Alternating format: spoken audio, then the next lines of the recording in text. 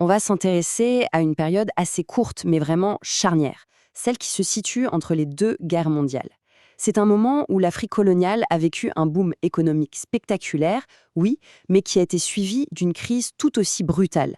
En à peine 20 ans, tout un système s'est mis en place, un système dont les répercussions, on va le voir, se font sentir encore aujourd'hui. En fait, cette période est comme prise en étau entre deux énormes chocs mondiaux.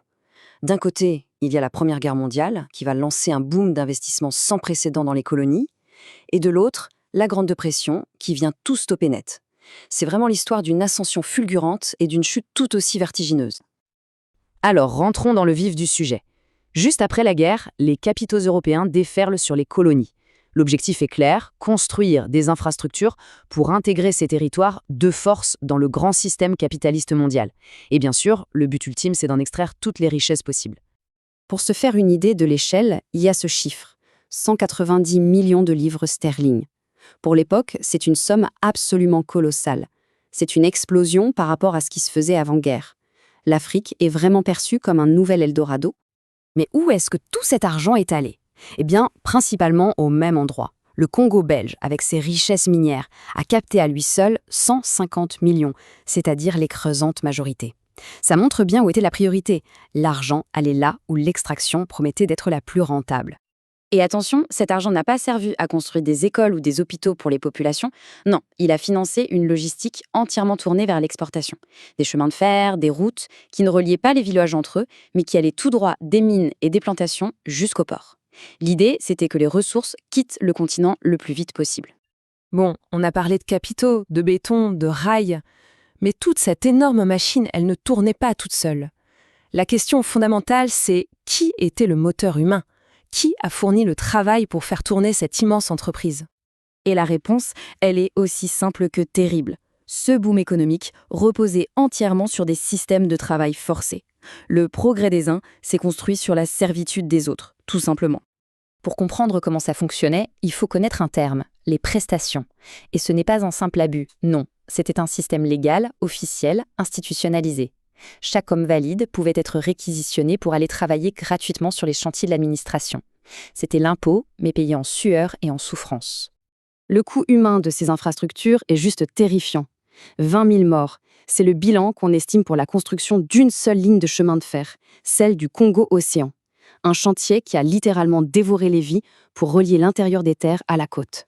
Cette phrase, elle vient d'un administrateur français de l'époque, et elle est glaçante de lucidité. Elle résume parfaitement la réalité économique impossible imposée aux Africains. Entre le travail forcé, les impôts écrasants, les terres confisquées, oui, survivre, relever du miracle. Il y avait quand même des modèles d'exploitation un peu différents. Au Congo belge, c'était quasi industriel. Des capitaux énormes investis dans les mines. En Afrique occidentale française, c'était ce qu'on appelait l'économie de traite. Là, on écrasait les paysans d'impôts pour les forcer à vendre leurs récoltes à des prix ridicules. Deux stratégies différentes, mais au fond, un seul et même objectif, enrichir la métropole. Et puis, en 1930, patatras, le château de cartes s'écroule. La crise économique mondiale frappe de plein fouet ce système colonial qui était extrêmement fragile, parce qu'il dépendait entièrement des exportations de matières premières. L'effet est immédiat, et il est catastrophique. Regardez la chute de la valeur des exportations du Congo belge, c'est vertigineux. Elle est divisée par plus de 2 en seulement 3 ans. Les revenus des colonies qui reposaient là-dessus se sont tout simplement évaporés. Mais c'est là qu'on touche au paradoxe le plus tragique de cette période. Pendant que la valeur des produits s'effondre, la quantité produite, elle, explose. Pourquoi? C'est terrible, mais c'est simple. Les impôts, eux, ne baissaient pas. Du coup, les Africains n'avaient pas le choix. Ils devaient produire toujours plus pour gagner toujours moins, juste pour survivre. Et pendant ce temps, les administrations coloniales elles-mêmes étaient au bord de la faillite. Les énormes dettes contractées pendant le boom devenaient un fardeau insupportable. Au Congo belge, c'est hallucinant. 88% des recettes du budget servaient juste à rembourser la dette. Le système était totalement bloqué. Alors, au final, quel est le bilan de cette période de boom puis de crise? Quelles sont les conséquences qui vont rester sur le long terme pour les populations et les territoires? En fait, c'est un véritable cercle vicieux qui s'est enclenché. Les prix chutent, donc les revenus baissent. Mais comme les impôts restent très élevés, les paysans sont obligés de consacrer de plus en plus de terres et de temps aux cultures d'exportation. Et ils le font au détriment des cultures qui servent à nourrir leur propre famille. Le résultat, c'est un appauvrissement généralisé et même des famines. En 1935, on arrive à un paradoxe total. D'un côté, on peut dire que le projet a réussi. Le système logistique pour piller les ressources du continent est bien en place. Mais de l'autre, le prix à payer est gigantesque. Des administrations en faillite et surtout une population qui se retrouve plus pauvre et plus dépendante qu'elle ne l'était avant. Et tout ça, ça amène à une dernière question.